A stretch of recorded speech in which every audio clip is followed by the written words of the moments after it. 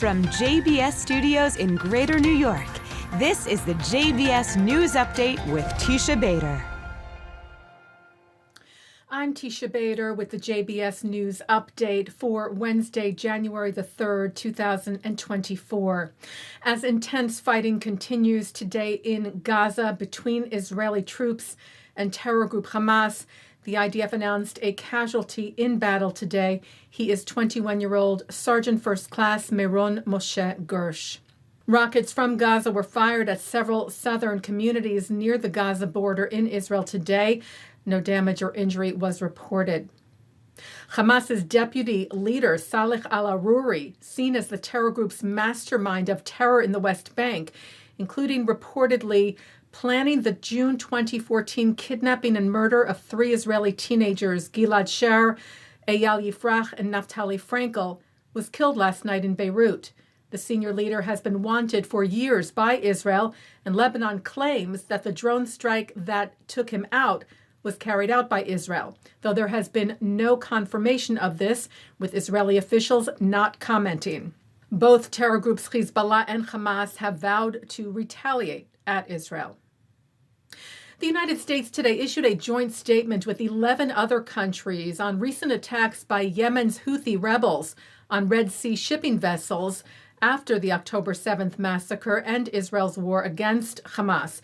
The statement from the U.S. with Australia, Bahrain, Belgium, Canada, Denmark, Germany, Italy, Japan, the Netherlands, New Zealand, and the United Kingdom called the attacks in the Red Sea illegal, unacceptable, and profoundly destabilizing, which they wrote threaten innocent lives from all over the world and constitute a significant international problem that demands collective action. Writing, "Let our message now be clear. We call for the immediate end of these illegal attacks and release of unlawfully detained vessels and crews. The Houthis will bear the responsibility of the consequences should they continue to threaten lives, the global economy, and free flow of commerce in the region's critical waterways."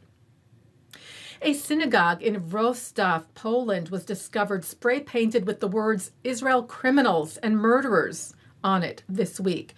The American Jewish Committee said anti-Semitic incidents are at a record high after the attack of Hamas on Israel on October the 7th.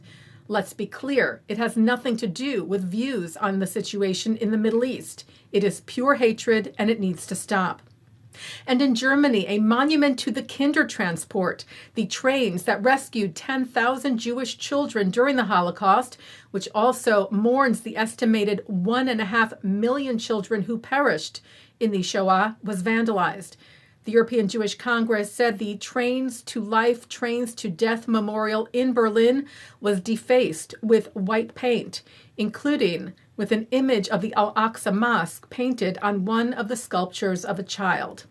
This reportedly following a pro-Palestinian demonstration in the area. Israel's ambassador to Germany, Ron Liebowitz, wrote, "This act of vandalism is a wake-up call. It goes beyond numbers and reports.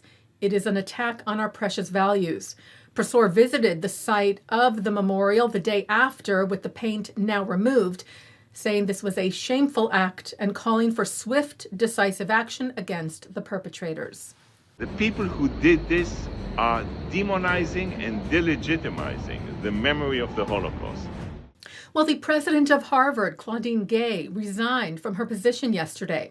This after strong criticism of her testimony, together with the testimony of the presidents of MIT and University of Pennsylvania, at a congressional committee last month on whether the calls for genocide of Jews violate campus policy. It also follows her response to anti-Semitism on Harvard's campus and allegations of plagiarism.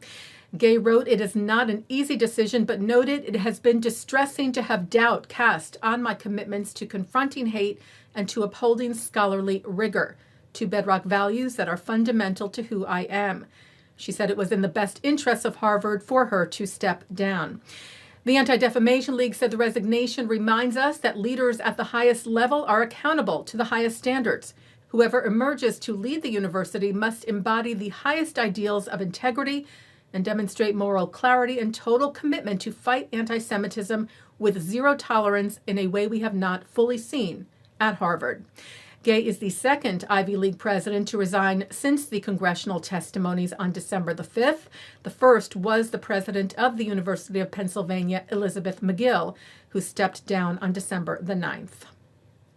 Taking a look now at our programming for tonight on JBS for Wednesday, January the 3rd at 7 o'clock, David Harris speaks to Ron Liebowitz, the president of Brandeis, about his landmark decisions in the wake of the Hamas massacre, including formally banning the organization's Students for Justice in Palestine from his campus. At 7:30, FIDF CEO Steve Weil is joined by human rights lawyer Arsen Ostrovsky to discuss lawfare issues in the context of the Israel-Hamas war. At 8, JBS's late president Mark Golub surveys historical facts about how to understand why a two-state solution has not been possible as of yet. At 9, it's Cantor Joseph Malavani on L'chaim. At 10, Malavani is in concert at Congregation B'nai Tikva in New Jersey. And coming up next, it's Thinking Out Loud. And that's the JBS News Update for Wednesday, January the 3rd, 2024. I'm Teisha Bader. Am Yisrael Chai.